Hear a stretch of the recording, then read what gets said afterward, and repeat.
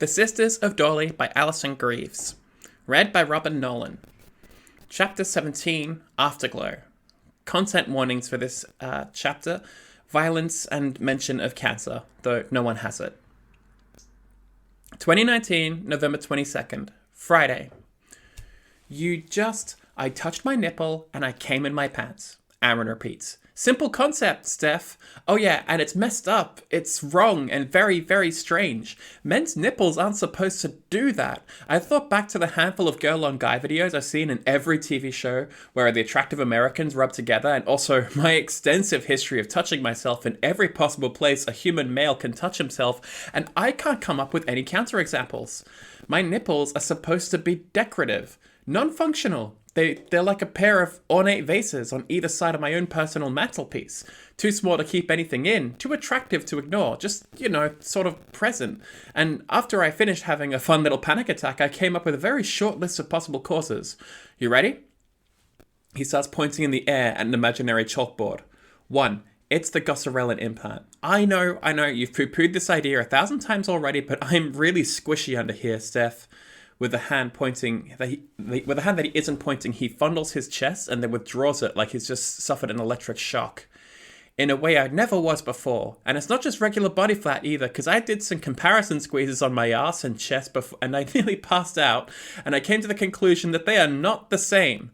And the only things about my life that have changed are getting dragged down here and getting the implant. So unless men spontaneously grow little titties to get through the harsh, sunless Scandinavian winters, like camel, kinda, then it's gotta be the absence of testosterone. My body's decided, oops, we need hormones to live, let's make some. It flipped a coin and it picked the wrong one.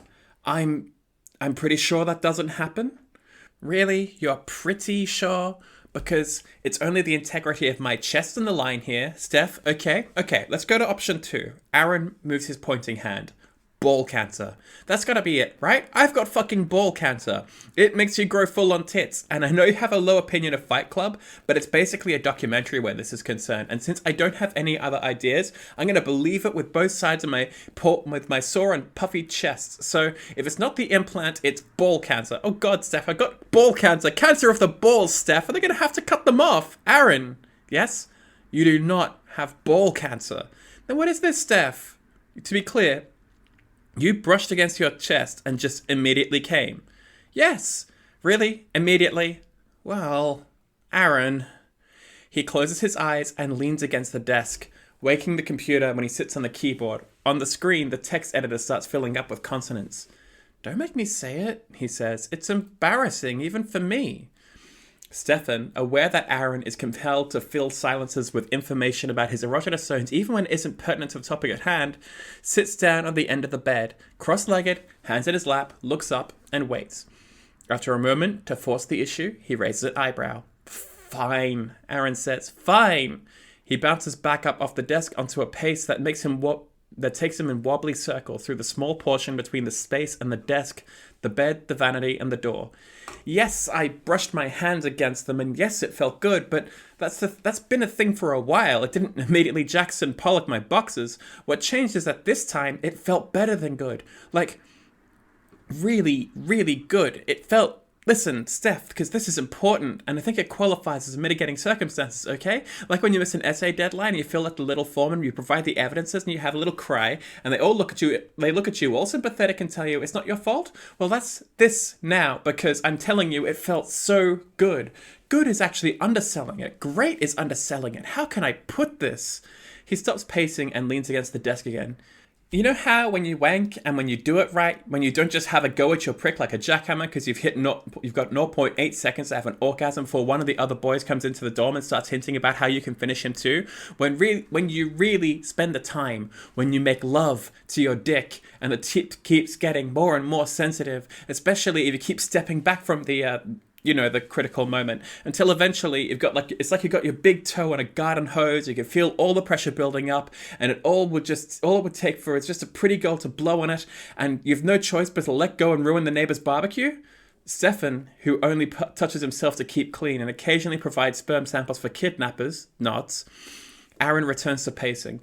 Well, if we call that heretofore unbeatable sensation a 10 as the starting position is 0, then Just straight up touching my nips when I'm in the right kind of mood has slowly been climbing from a 2 to a 6. That's a straight up 6. No prep work, no porn, just some thoughts I'm maybe a little uncomfortable about, you know? And if your body starts handing you 6s for basically nothing, you owe it to yourself to see where things are going, right?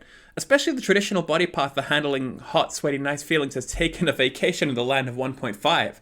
I'm absolutely not questioning where that 6 is coming from. Not in the moment, anyway, because I'm too busy taking out that 6 to dinner, showing her a good time, a bottle of wine, and seeing if I can't get her up to a 7 or 8. So obviously I go in for another stroke, yeah? It'd be a crime not to. Am I drawing a clear enough picture for you?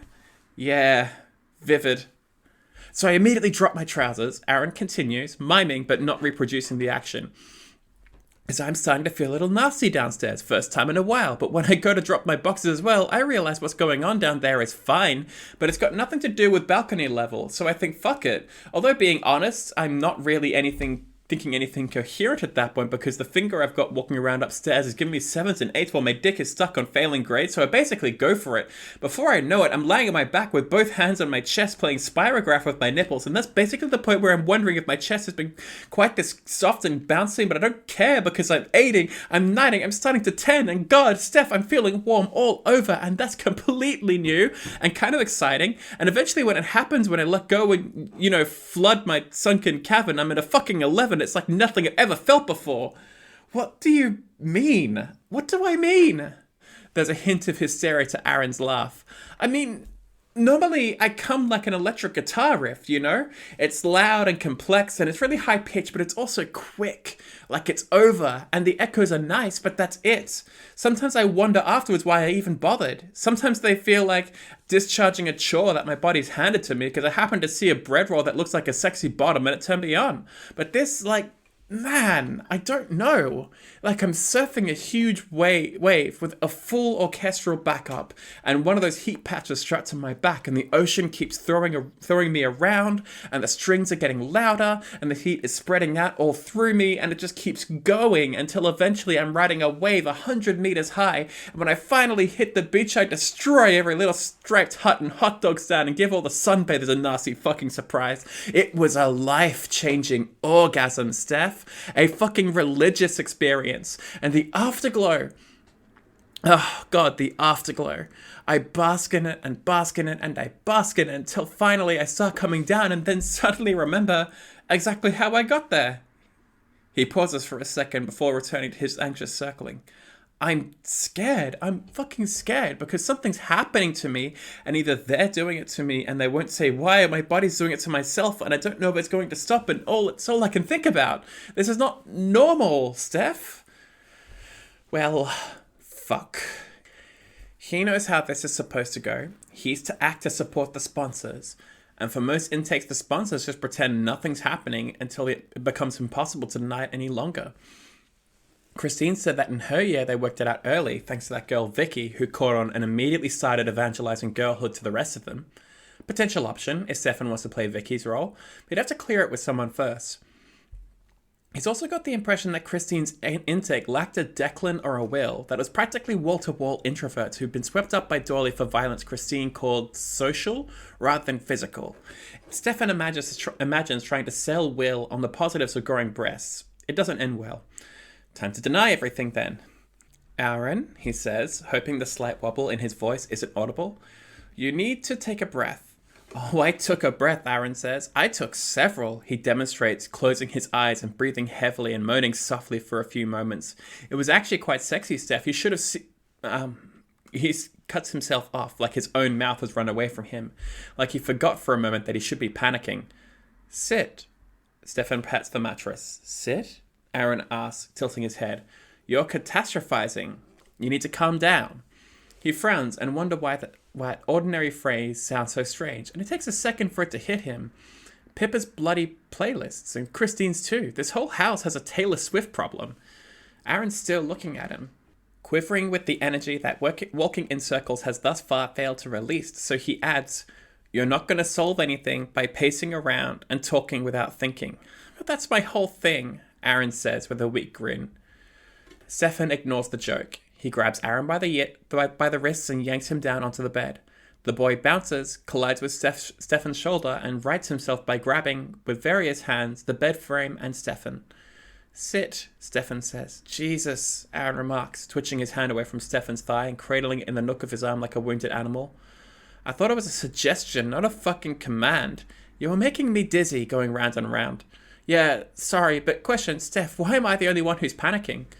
You're not, Stefan says with an exaggerated shrug. Will is. You've seen him on his Duma soapbox. Yeah, and the only reason I haven't joined him is you and your insistence that there's a way out of here that isn't, horizontal. Look, Stefan rearranges himself, hopping backwards on the bed so he can twist to face Aaron and gauge his reaction in a real time. This stage, the running around like headless chicken stage, it's clearly part of it. They want you to panic.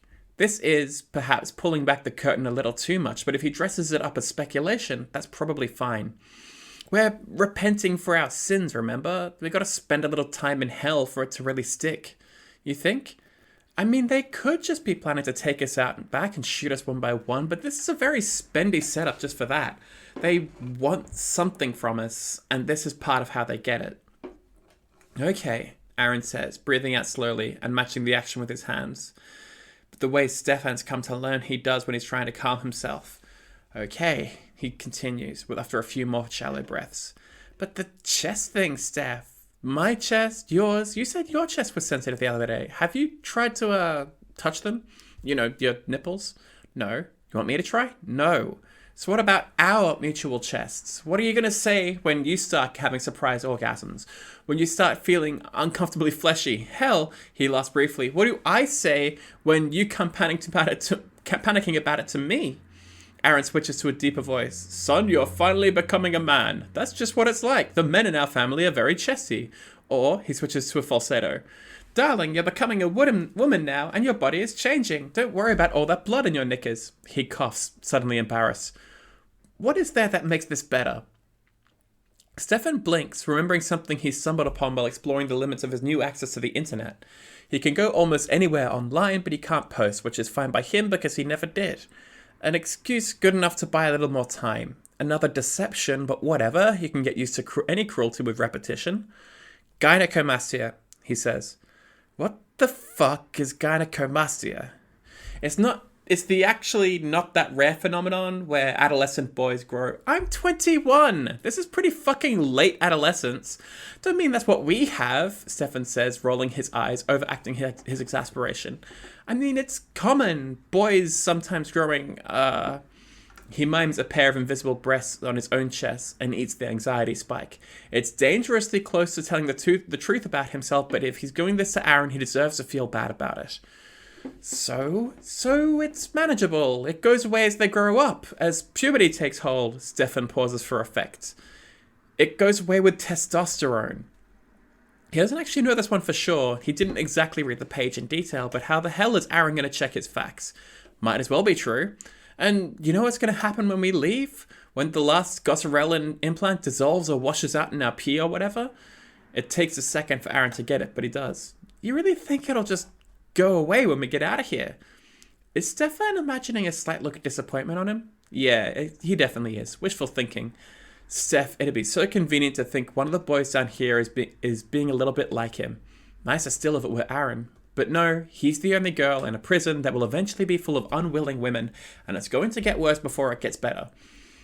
It surprised Stefan to realize, one late night, face buried in the pillow and body covered up with a sheet so that no one could possibly see or hear him, that if it was only his future on the line, he'd give it up in a heartbeat if it meant Aaron, at least, wouldn't have to be mutilated. But it's clear that there's nothing he can do to save any of them. He could either tell the truth and get washed out himself or keep participating in the lies. Neither choice gets Aaron out of here intact. I own the prize, Stefan, and the prize is survival for everyone. Yeah, it'll go away, he says, upbeat and hopeful. Faking it anyway. 2019, November 25th, Monday. They haven't spent much time alone together since their conversation about Aaron's inopportune orgasm, so the knocking at Stefan's door is a surprise. They haven't even showered together, and when he opens the door to him, it shows. Aaron's hair looks lifeless, like he rubbed in the conditioner with one hand and couldn't massage it properly. But he's needed space to reflect, and Stefan's opted to give it to him, staying out of his way, keeping to light conversation and meals in the common room and going back to his room alone, confident that if Aaron really needs him, he'll show up again, panicking and grasping at some part of his body, like usual. Aaron's not panicking tonight, though. He looks calm. His face is set in his usual resting smirk. Stefan steps aside to let him in, and Aaron sidles in. Rather than pace or sit on the bed or lean on the desk, he rearranges himself on the floor, looking up. He seems calm, almost still, for Aaron. He's dressed in the way that he usually does the last few days. Larger t-shirts borrowed from Stefan, which don't chafe quite so much. "Hey," he says, rubbing at the back of his neck. "Wanted to apologize." Stefan shoves the chair aside and sits on the floor facing him. If he's going to apologize, if this is going to be one of those conversations, he wants them to be on the level, neither of them looking up or down. What for? Aaron's concentrating on a spot in the rug. "I haven't been around, and we haven't really talked. I kind of just unloaded on you and then went quiet. It's fine, really. I just thought you might need some time to think. This place can get to you. Never seems to get to you." Oh, yeah. Aaron remembered clearly the time, weeks ago, that Stefan had a serious try at slaking his skin off in the showers. The boy shudders, and Stefan has a treacherous thought. Considered cynically, hurting himself in such a public fashion was a smart move, given that it cemented him among the boys as somebody who's already had his breakdown. "Sorry. We don't really talk about that either, the shower thing. How have you been doing since then?" "Good. A lie, a particularly unpleasant one. I've realized that well. I'm stuck down here. The worst has already happened. I guess. No more evil nurses yet anyway. Fingers crossed. How have you been, Aaron? And if we're talking about the deep stuff again." The boy shrugs. "Well, Stefan, I'm growing tits." Stefan makes a show of squinting. "Not really big enough to call tits, surely." "Hey," Aaron protests, holding his hands up to his chest. "My body, my rules. And how do you feel about your..." Stefan leans forward, pretending to inspect him. "Magnificent jugs?" He's trying to keep the tone light, and Aaron's either willing to be persuaded by it, or he's really more sanguine than Stefan expected. "I thought about it," Aaron says. "A lot about what she said about teenagers with gynecomastia, and how it goes away during puberty. And I thought, what if it doesn't? What if we're past puberty, and it doesn't work like that, even when the testosterone comes back?" "Aaron..." "No, wait." Aaron holds up a finger. "And then I thought, what about trans men? What do they do? Pretty sure they bind and then eventually get them removed." Aaron claps his hands. "There it is. That's what I thought. So that's my, I guess, worst case scenario here. Yours too. Get them removed. Like a trans man. Sure, why not? If it works for them, it'll work for me. And that's only if it gets bad enough. Like you said, that they'll go away on their own. That's fine too." Aaron looks up at the ceiling, having either guessed or been told that there are cameras in the rooms, and grins. "You wanted me to panic?" he says to the ceiling. "Guess what? Not panicking anymore." He looks back around the room at Stefan, energized. "We've got this place figured out." And he looks away again, trying to hide his grin. "In the meantime, since I'm stuck with, whatever's going under my t-shirt, I might as well take advantage." It takes Stefan a moment. "You've been touching them again, haven't you?" "Non-stop," Aaron says. "Oh my God. When life gives you lemons, you make lemonade. In your pants." "You dick. You've been hiding... all this time you've been hiding away in your room? I thought you were fucking depressed or something." I was really genuinely depressed. Just in between visits to the lemonade factory." Stefan leans back on his hands, finding it difficult, between Aaron's dirty grin and the mental image of the last few nights, to keep his composure. "Can't believe you, Aaron," he says, stifling a giggle. "Dude, I'm growing tits. What do you want from me?" 2019, November 27th, Wednesday. "This is it," Maria says. "If the shit's going to hit the fans any day, it's going to hit today. And I'm sure you all know what that means. Edie, Monica, Jane, Harmony, Ella, Tabby, you've all gone at least one round with this. And Pippa, well, I'm sure you remember what it was like. Christine, you're in reserve." Pippa, sitting serious on one of the briefing room stools with a clipboard and phone out on the table in front of her, nods and bites and worries at her lip. Christine, frowning, worries at her coffee instead. She's chosen not to comment on the mug she's been given, which is decorated in a faded pink with an illustration of a woman in silhouette floating from an umbrella above the words in embossed and nearly rubbed off cursive, "Super Femi Fabi lipstick castrate the atrocious." The thing's got to be over a decade old and thus dates Dorley's appalling sense of humour to, at the very least, sometime before Christine's first puberty. Maria's called the sponsors down to the briefing room on the first floor basement and ignored much of the grumbling and slurping from novelty mugs before she even dropped the bombshell. Something is probably going to happen today. And even Christine, who's never been involved in any official capacity before, whose intake was to hear the other sponsors bitch at Indira about it, unusually relaxed, not that it had felt that way at the time, can guess what that means. One of the boys has worked it out. Some of it, anyway.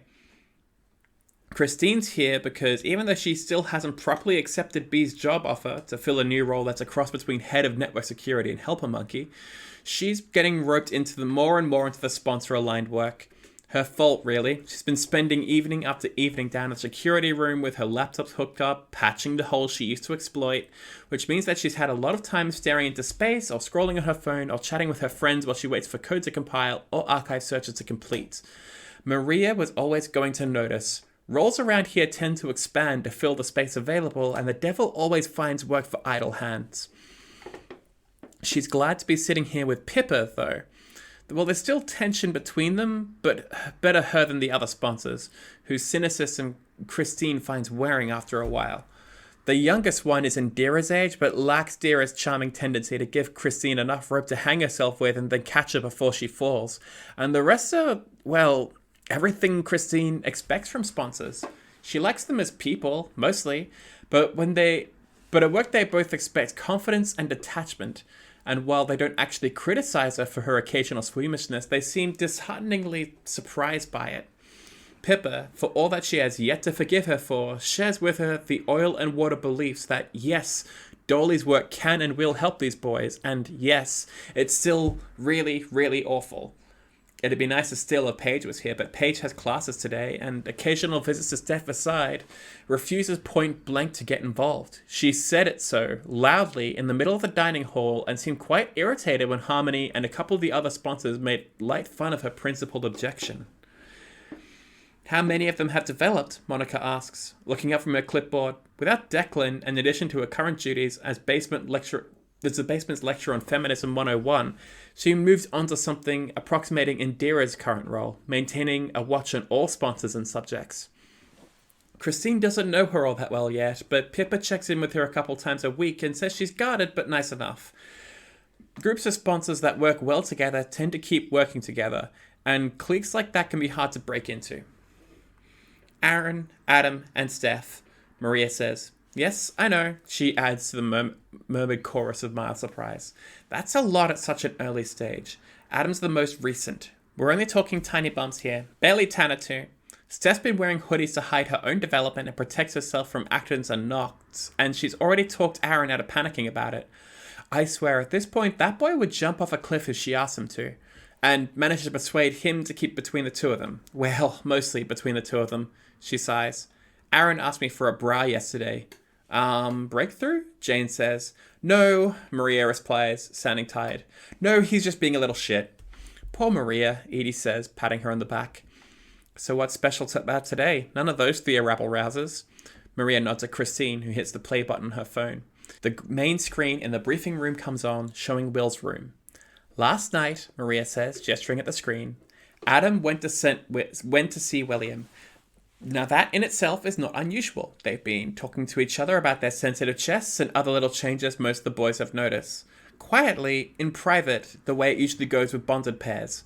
They've come to similar conclusions to the ones that Steph encouraged in Aaron. It's just the Gossarellin. William's history helped us here. He's been very firm in that the Gossarellin was going to have some kind of effect on them, drawing from both his experience with his father and his didactic nature when it comes to what I believe his fellow Redditors would term science bitch. Her finger quotes are almost as arch as her tone. It doesn't mean that he's been enjoying the experience, but so far it hasn't energized him enough to become a topic for his little speeches. Except for the time Aaron needled him about his reduced muscle mass, Monica points out. Will's been soapboxed into the whole common room on the themes of injustice, disproportionate punishment, the need for a robust correction system that nevertheless does not include unexpected kidnapping rings operating out of innocent-looking dormitories and so on. The unpleasant fate of Declan, which initially worried Will into a blessed near silence, eventually had him standing by the TV, shouting over the reality shows until one of the sponsors told him either to shut up, which tended only to encourage him, or consented to hit the mute button. Tabby dragged him back to his room a couple times to give everyone some relief, but the general agreement's been that dumping him in a cell just for being loud would set an unfortunate precedent. Mostly they've been letting him get it out of his system. Adam asked Will to feel his chest, and Will very nearly put 2 and 2 together on the spot. Now he's had a chance to sleep on it, Tabby says. He'll almost definitely have come up with something that's close enough to the truth. As his sponsor, Maria asks, "What's your guess on his reaction?" Tabby shrugs.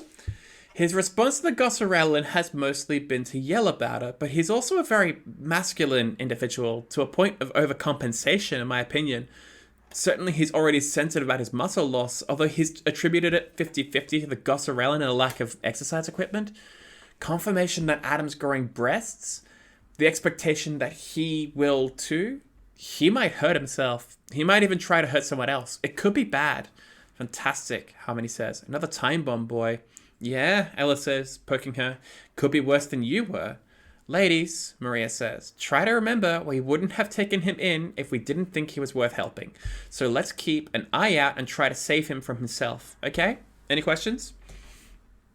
As the others talk, Pippa wakes her phone and taps the shortcut into the cameras in Steph's room. She keeps them out of active monitoring normally, just spooling straight to disk. One of the privileges of being an acknowledged and actualized woman is a slightly higher degree of privacy, but with activation in easy reach in case of emergency. Christine can see the screen and shares in Pippa's relief to see Steph alone and still in bed and thus for now safe. Pippa taps a message out to her, summarizing the briefing. They both get a giggle at Steph's disgruntled reaction to a PC waking up and playing the alert sound over and over. Steph stops flipping the bird at the camera when she starts reading Pippa's message. When she's done, she looks up at the ceiling and smiles at the wrong camera. Pippa taps the screen a couple more times to clip that so she can tease her about it later, and starts collecting things for her in her morning shower. Pausing to check under her bed for her pocket taser, test its charge and slip it into the lining of the hoodie and hung it up on the wardrobe door. Last resort, Pippa said when she handed it over to her. Christine hopes Steph remembers that. Pippa meets Stefan's eyes and as he passes her in the corridor and on the way into the dining room. She's asking if he's okay. In response, he shrugs. It's a complicated question, and it's not one he's feeling up to answering. Aaron's not at the table yet, but the others are. Adam's on his own at the end of the table he usually shares with Will, and a quick glance shows why. Will's eating with Raph and Ollie, hunched in a conspiratorial circle, one or the other of them glancing around to make sure they're not overheard. Stefan doesn't know what they could possibly be discussing that would have any hope of achieving anything, but checks the weight of his hoodie against his hip anyway, feeling for the little taser. He's practiced and he's fairly confident that he can pull it from its slightly awkward inside pocket and have it ready in about 2 seconds. He hasn't actually used it yet, but he's fairly confident he knows which end is which. He sits next to Adam because the boy looks almost lost without Will, and they share what he hopes is a companionable silence. He still feels inhibited from talking to Adam a lot of the time, especially today. Maybe it's the tension of the air. Maybe it's the boy's tendency to insert religious metaphors into longer conversations. Maybe it's because every word out of Stefan's mouth lately makes him feel like a liar. Appropriate. He is a liar. Aaron slumps to the chair next to Stefan and starts pouring porridge, managing a decent ratio of oats in the bowl to oats on the table, considering how tired he looks. When he's done, he sits back and raises an arm. Edie, Adam's sponsor, steps over from the little cart by the door and pours out hot milk from a thermos. It's a compromise they struck, after everyone got sick of the Weetabix. They can choose porridge some days, but only if a sponsor keeps control of the hot milk, and Aaron promises never to summon them with an imperious snap of his fingers or ever again refer to them as mummy milkers. They eat in near silence, interrupted only by the occasional exclamation from Will's sibilant huddle and Martin slouching in to conduct his daily Weetabix penance. "Hey, Steph," Aaron whispers. "Yeah? Does it feel weird today, or is it just me?"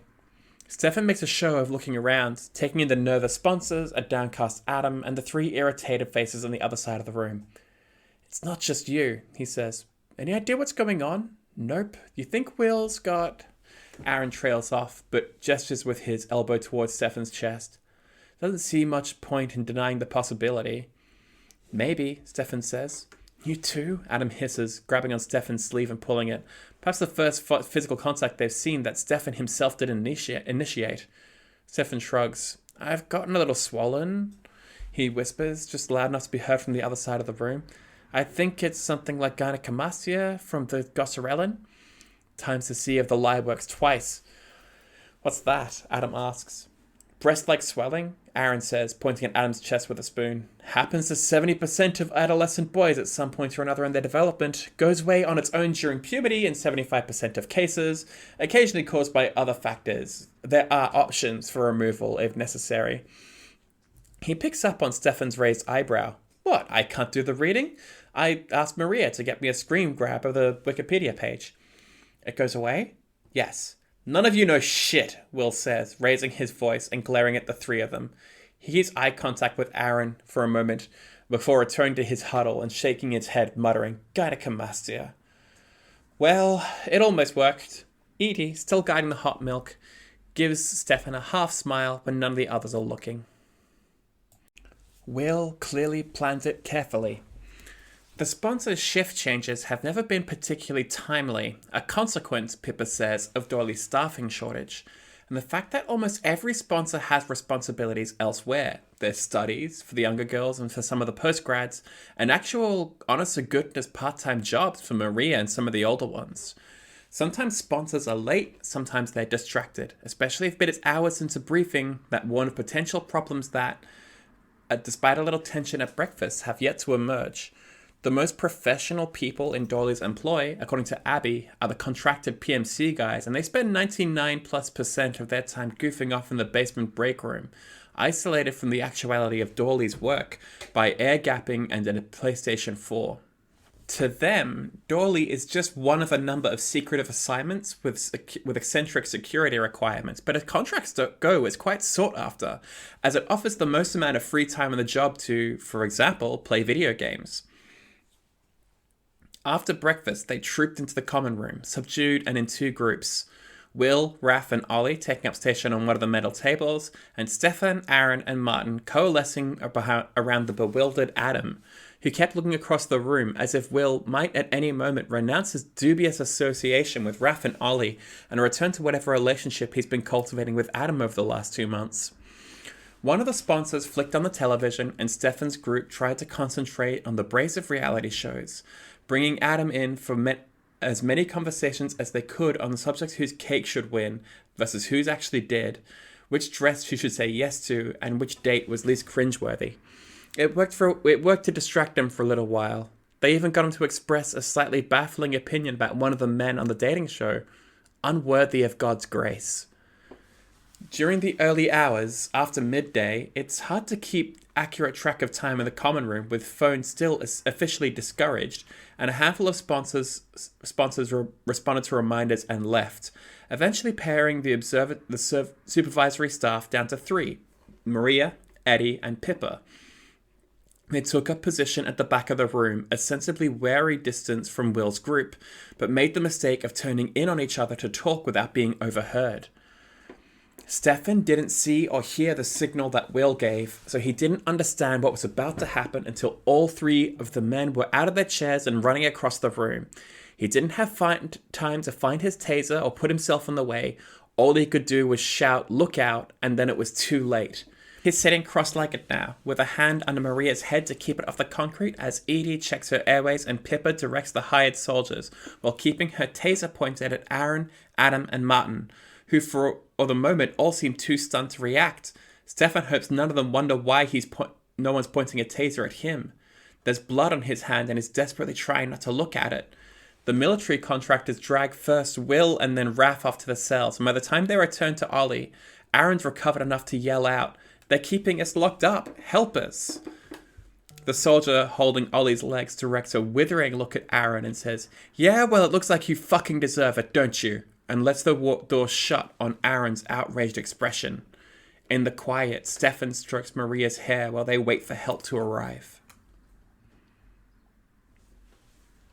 The whirlwind of activity drags Christine with it as it passes through the kitchen, with sponsors summoned from elsewhere on the campus rushing through the front door and the two PMC guys. Not anyone Christine's met, not anyone she's likely to meet again. They've seen rather too much and will find themselves moved on before long, bound by NDAs and, rather more pertinently, threats, laying Maria down gently on the kitchen floor. Paige, back for lunch between classes, gets roped into swelling the ranks of sponsors downstairs while Christine helps keep Maria comfortable on cushions brought up from the break room. "Move over a little, please," Eddie says. Christine shuffles out of the way and Eddie, frowning in concentration, stamps as hard as she can on the tile, cracking it. She carefully retrieves a knife from the drawer and swipes it quickly across her forearm and squats down and squeezes the wound, carefully dripping blood into the crack on the floor, with which she then smears a finger. "Edith," someone yells from the front door, diverting her attention and giving Christine a chance to respond to the blood all the way she usually does, with deep, controlled breaths and averted eyes. When she looks back, Edie's wrapped a sheaf of paper towels around her arm and is directing the soldiers back down to the first basement to stay there until relieved. "Christine," Edie says, crouching back down, returning to Christine's eye level, "take a taxi to the hospital, please." "Of course," Christine replies, no thought necessary. Edie may look and sound calm, but her girlfriend's lying in the kitchen floor, conscious but incoherent. Anything she needs, she gets. "I'll join you when I can." Edie waits for Christine's nod and then shouts to the whole ground floor, "Will someone please call Indira, Monica, and Beatrice and get none of them back here to relieve me?" Edie's the most senior sponsor on site, bar Maria, and a stickler for the rules. Others might disregard in this situation to go with the ambulance, but Edie will make sure that her responsibilities are covered before anything. Christine would admire that if it wasn't stupid as hell. Jody, leaning on the door jamb and observing the situation with obvious distress, agrees to call anyone and everyone and takes her phone outside to get away from the hubbub. "Christine," Eddie says, turning to face her again, There's one of ours at the hospital, Rabia. She just started there recently and she's the new house nurse. She'll be embedded in the hospital systems by now, so you can check in with her and make sure that nothing untoward is recorded. We will need everyone to think Maria," her voice cracks but she recovers, "fell here," she points to the cracked tile. "There was no will, no attack, and if she says anything about him while she's incoherent, someone needs to be there to cover for her. That'll be you for today." "On it," Christine says. "You know the nurse?" Christine pulls up the relevant record on her phone, already updated with her new position. She shows Eddie the screen. "I have her name, her picture, her job title, everything. I'll find her." "Good. Thank you. I'll have someone tell her to expect you." Eddie raises her voice again. "How long do they say for the ambulance?" "Should only be a couple minutes," someone says, and Edie nods. Locks eyes with Christine again for a second, and then she turns her attention to Maria, who is mumbling under her breath and looking at nothing. "Stay with me, baby," Edie says, crouching down and taking one of Maria's hands. "Look at me. Listen to my voice. Stay with me. Please, Maria, stay with me." The image of Maria's head hitting concrete is still impossible to shake. There's still blood here on the floor between his knees. He wonders if it will stain. If it will be the last mark that Maria leaves on this place. If Will and the others will wash out. If the sponsors will become more cruel. If this is the beginning of the end. She seemed to wake before the soldiers carried her out, but even though her eyes looked at him, he doesn't think she saw him at all. Still a little blood on his hand. He wipes it on his trouser leg. It doesn't entirely come off. What a place this would be to die. He's aware of movement, of people filing in, but it's a hand on his shoulder that forces him to focus on anything but the floor in front of him. He looks up, startled by the contact. Paige has taken him by the arm and is tugging gently, encouraging him to stand, holding out her other arm to support him. Paige? The absurdity of it is enough to completely clear his head. If there's one thing she's been clear about, it's her refusal to even consider participating in the sponsor process. He checks to make sure the boys are all on the couches behind him and whispers, "What are you doing down here?" feeling in. I'm not happy about it. Is Maria okay? No news yet. She's been taken to the hospital, but she was unconscious for less than 30 seconds. There's reason to be hopeful. Good, Stefan says. I'm sorry I couldn't stop it. Paige makes a show of letting him stand on his own and checking him over for harm. When she's done, she turns him around so she can face him. I don't think there's anything you could have possibly done, Steph, and I'm glad you didn't try, or we might have been sending 2 women to the hospital today, and you are considerably less explicable. She smiles weakly. You're supposed to be out of the country, remember? She nods. She's not wrong. If he gets hurt, he'll have to be treated on the premises, because leaving Dorley will create problems big enough that Beatrice might just write him off. Go join the others, she says. Edie will be down again soon. Oh, God, Edie, isn't she dating Maria? Pippa's kept him up to date on Dorley gossip. She likes to talk, especially when she's sleepy. According to her, Edie and Maria's long-standing friendship became something more after Beatrice's birthday dinner, when Edie put a happily drunk Maria to bed and never left. After that, it escalated. Spotted holding hands in the dining hall, seen together walking on campus, caught leaving Maria's room again and giving up on the secret. How's she going to react?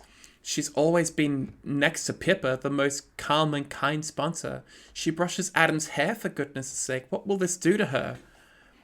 At some point, while Stefan was sitting on the floor, Adam and Martin dragged the second sofa back to its usual place with the TV, and with Aaron, they sat in an anxious circle, ignoring the muted television and the women who keep coming in ones and twos, whispering to each other. This is fucked, Aaron's saying, as Stefan sits down next to him. This is so fucking fucked. And you, Steph, he wails on Stefan. Why would you warn them? It comes out too loud. Because I didn't want anyone to get hurt, Aaron, Stefan says, and winces at his voice. Too fucking deep. He bites the inside of his cheek. To go to pieces over voice dysphoria at a time like this would be stupid as well as selfish. Keep it in, let it out later, when it can't hurt anyone else. A mantra lately. But what if it had worked? Irritation overrides self-disgust. You mean what? What if Will had killed her? Or held her hostage? You saw those army guys, right? And now you see how many people are down here now, right? He throws an angry arm in the direction of almost 24 women at the end of the room.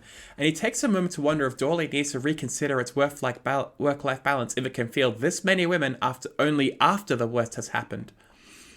You think he could fight his way through all that, even with the idiot twins on his side, even with help from you and you and you. He points at each of the boys in turn. Adam recoils from his finger. In the silence, he starts counting, tapping on his forearm with each point. There are guards. They have batons and tasers, and there are armed men. At least 2, maybe more. And they have fucking guns, Aaron. Real guns that shoot real bullets. There are doors and stairs and locks, and Jesus Christ, Aaron, do I need to say all this again? If you don't get that this was nothing more of a demonstration of how fucking stupid Will is capable of being, how pointlessly violent, then what is even going on in that head of yours? He pushes against Aaron's temple. The boy offers no resistance, instead of holding up his hands, conceding. Steph, I get it. That was a dumb thing to say, but please calm down. Stefan recoils at the sheer idiocy of it. Is that going to help? Being calm? Will it make it so that Will didn't just slam a woman's head into a concrete floor? Aaron! He's interrupted by Aaron grabbing urgently at him, taking his hand and squeezing it until he shuts up. It's so unlike Aaron that Stefan bites back at his anger and focuses on the subject of Aaron's gaze, which turns out to be Adam, curled up in the corner of the couch, making himself small the way he does when someone has triggered a memory from a past that none of them have yet been able to understand beyond guesswork. Shit, Stefan says. He smiles at Aaron. A thanks, an apology. He swaps seats, sits down next to Adam again, and slowly holds a hand out, making it clear that it's an offer and not an obligation. I'm sorry, Adam. I won't raise my voice again. He's aware a couple of sponsors are looking on, but it's not that important. No, it's okay, Adam says quietly, finding the first few words an effort. I'm sorry for my reaction. You've got nothing to apologize for, Stefan insists, injecting as much sincerity and kindness into his words as he knows how to, leveraging the breathing and pitch exercises he's been doing in his room to raise his voice to a near-whispered alto. Anything to seem less threatening, less male. Adam doesn't respond the way he does when sponsors raise their voices, and Stefan's come to the obvious conclusion about the gender of Adam's tormentor, whoever he was in the life he left behind. There's a part of Stefan that wants to rub his own nose into that, to crow about how he, a supposed woman, is able to easily emulate the man who hurt the boy, but he ignores it as much as he can. Self-hatred can be so self-indulgent, and Stefan has more important things to do. It works, anyway. After a few more quiet reassurances, Adam finally takes his hand. The fault is entirely mine, and I am genuinely sorry. I was angry and scared, and because of that I raised my voice, Stefan continues. But I didn't mean to hurt you, and I'll try to do better. This is all my fault, Adam says. If I hadn't gone to see Will last night, Maria wouldn't be hurt. If I hadn't told him about his actions are not your responsibility, Stefan says quickly. Adam's chest is not the subject he wants to deal with right now, and neither is Maria. Edie likes her, Adam whispers. I know. I'm so scared for her. Did you see the girl who helped me up? Stefan nods at Paige, hovering nearby, and for all that she has a taser, absolutely failing to look menacing. She's not paying much apparent attention to them. She seems mostly focused on her phone, but it's clear that she's listening. Out of the corner of his eye, he can see Aaron staring at her and wraps up his irritation with that, along with all the other things he doesn't want to think about right now. Aaron can look a pretty girl if he wants to. She told me Maria's probably going to be okay. She wasn't out for long. But the blood. There wasn't much, Stefan says, showing him his other hand. The one he's been keeping in his front pocket of his hoodie, so he doesn't have to look at the drying blood, so he can feel the weight of his taser. There's very little left on it now. More must have rubbed off inside the pocket. See, I had my hand under her head, covering the wound. It was just a trickle, really. You really think she'll be okay? Stefan flicks his eyes back to Paige, who nods. I do. Adam smiles, relaxes his grip on Stefan's hand a little, absorbs the knowledge for a moment. What's going to happen to Will? He asked. That depends on them. Stefan tilts his head towards the door, where Edie's just entered and is talking animatedly with some of the girls. Relieved smiles on several faces, a good sign. He did a really, really bad thing, but it could have been a lot worse.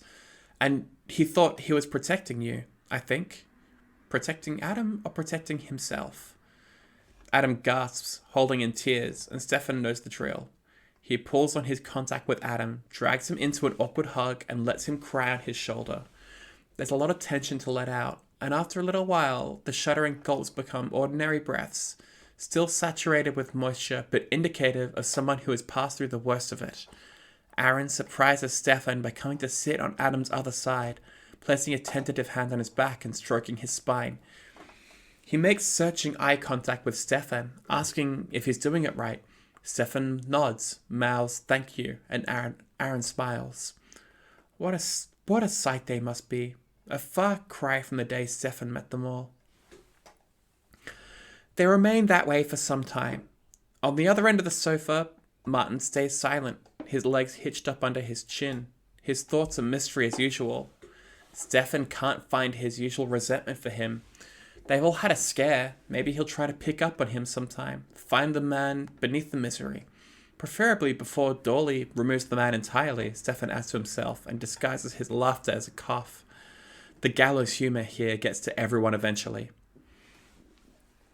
When Adam's mostly dried out and sitting back and Aaron's returned to the other sofa where there's more room, Eddie sits down in front of them on the beanbags. She looks like hell.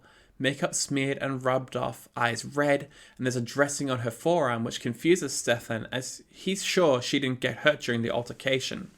She also looks vulnerable, unarmed and sat in front of them, which feels foolish on a day like this. But Stefan quickly checks and there are several sponsors behind with tasers aimed, just in case the basement's least likely rebels decide they want to have a go. You okay, Eddie? Adam asks. She smiles at him, brittle but genuine. I've had better days, she says, but I'll be okay. They link hands for a second before Edie drops back into her lap with the abrupt motion of someone who's been running on adrenaline for a long time and is just starting to reach the end of her reserves. Now, she continues, addressing all of them, since it's just you four, I won't give you a big speech. Nor will I give you the one I'm planning to give to the others, which is an even bigger speech. The short version is, none of you are in trouble. Not even you, Aaron, for questioning why Steph would want us. I panicked, Aaron mumbles into his chest. It was a shitty thing to say. It's understandable. We're your captors. You don't have to like us. But, and I believe I am summing up general sentiment here, if anyone tries anything like that again, we won't bother formally washing them out. We'll just bury them in the woods and walk away happy. Adam hiccups and Edie adds, sorry, but you need to understand the depth of feeling here. You all might want to be on your best behavior for a bit.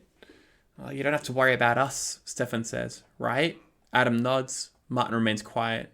Aaron crosses himself. Good.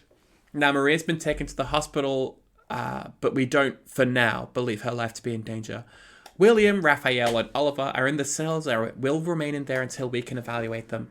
No one's washing out just yet, but their future depends entirely on how they respond to this. When you speak to them, and you'll all have the opportunity to visit with our supervision if you want, and I encourage you to do so, it would be helpful if you could impress that upon them. Do it for their sake.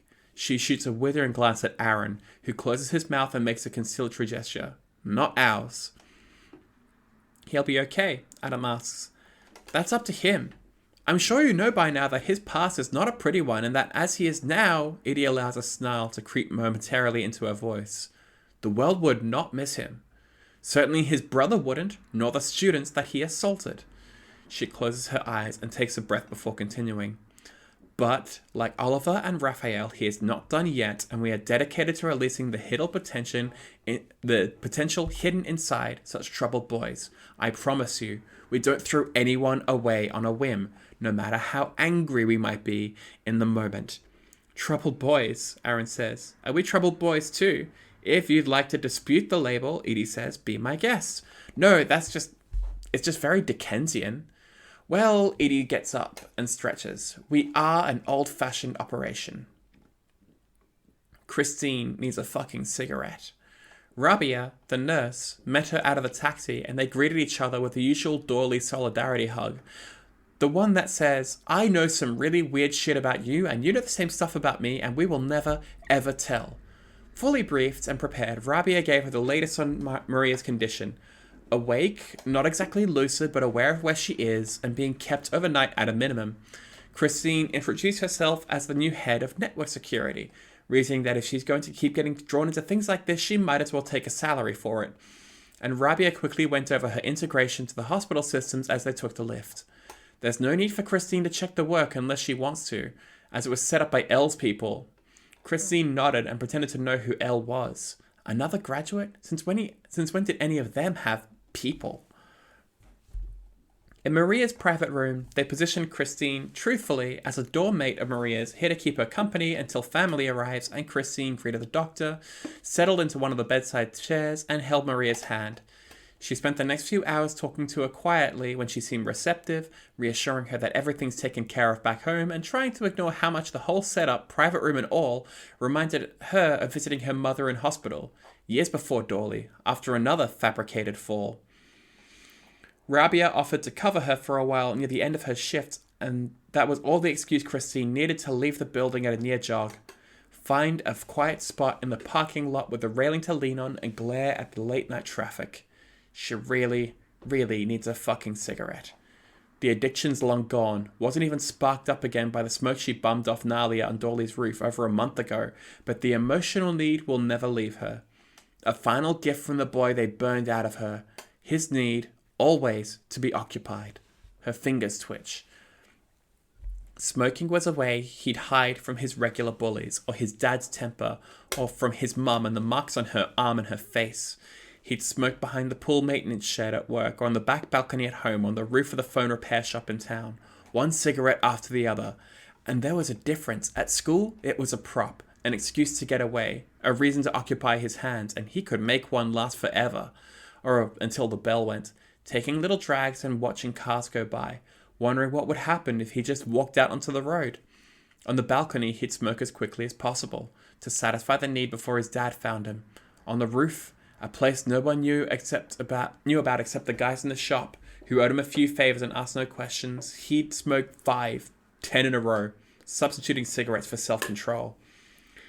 It was through the roof he escaped after he caught his dad's hand, practically broke his own wrists in a last desperate attempt to give a fuck, to keep his father's hands off his mother's body.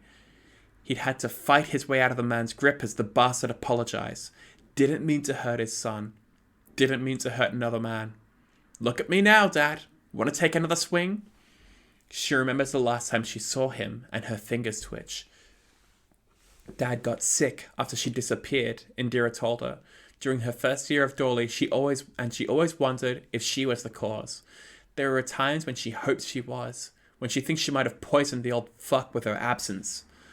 Indira also told her how her mother stayed by him, always devoted, despite everything, always an idiot. But it eats at her. If she hadn't disappeared, if her mother hadn't lost her son, might they have left together when he was old enough and able enough to support her? Could she have saved her when instead of giving up, instead of turning all this bullshit out on other people, becoming the kind of person that Dorley scoops up for reform?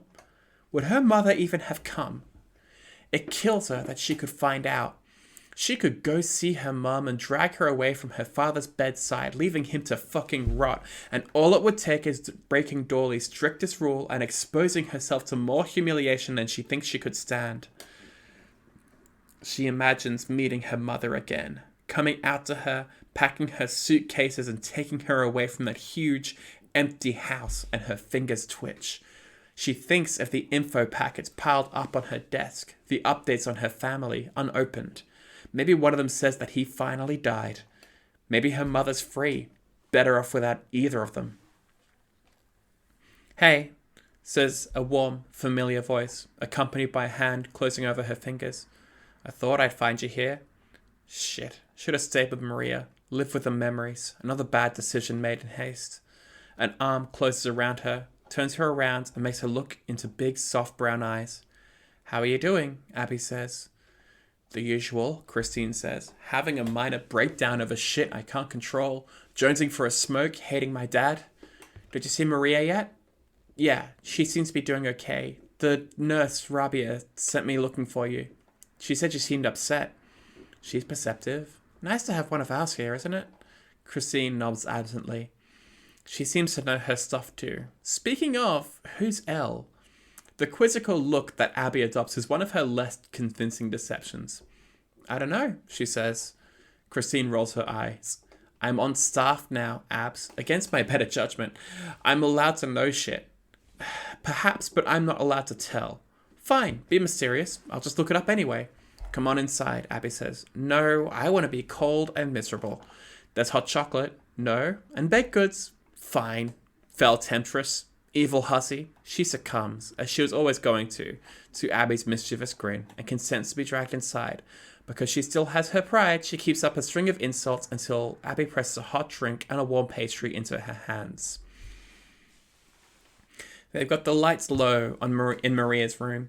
It's late, but the room is warm, and the murmur of the television hanging from the ceiling keeps them company when none of them have the energy to talk. Maria, lucid again, sips water from the bottle that Christine got her from a vending machine. Abby, having stuffed herself full of sweet things, sleeps on Christine's shoulder. A couple of hours ago, she snapped a picture of Maria, sitting up and smiling, head wrapped and fingers V-signing, and sent it to the group chat. Almost immediately, she had to turn off notification because her phone couldn't stop vibrating with messages from Dorley graduates across the country, asking her to pass on their good wishes and their relief. And she's glad she didn't see how exhausted Maria looked from the effort of smiling for a few seconds. Let her remain to everyone else as invincible as she's always been. It'll be their little secret. It seemed to make her happy when Christine told her she was officially accepting the job too. God, what a long day. Christine checks her phone. 10 to midnight. She's been going since 5 in the morning. She had to get up extra early to make herself look beautiful before the briefing, and while she's a lot better at it than she used to be, it still takes time and effort, and setting an alarm on her phone that she deeply resents. Worse, the other girls, Paige aside, has stopped complimenting her on her efforts, but she knows if she stops and starts slobbering around in shorts again, someone will notice, officially. At least the skirts and things are comfortable, and she likes how she looks in them, the way you can layer them in the cold weather. Maria whispers something and drops her cap water bottle onto the bed. unable to stay awake any longer. Christine's briefly alarmed, but she's read Rabia's briefing through 3 times. Only if there's an unexpected and sudden change in Maria's condition should she call a doctor. Normal sleep is downright encouraged, and this looks normal enough. Careful not to dislodge Abby, she reaches forward, retrieves the bottle and sets it down on the table, settling back in her chair without waking her sister. Checks her phone again. Midnight. It's not so bad here, really, with a belly full of hot chocolate and pastries. With the lights down and Maria and Abby quietly snoring next to her, with the knowledge that Maria will really be okay. It's not even very much like her mother's room in the private hospital anymore. Too many people, too much love. Maybe she'll run some searches on her mum when she gets home. Maybe she'll finally open those info packets. Maybe she'll finally look into the past she's been trying so hard to forget and make peace for it. Maybe, just for a minute, she'll close her eyes. End of chapter 17.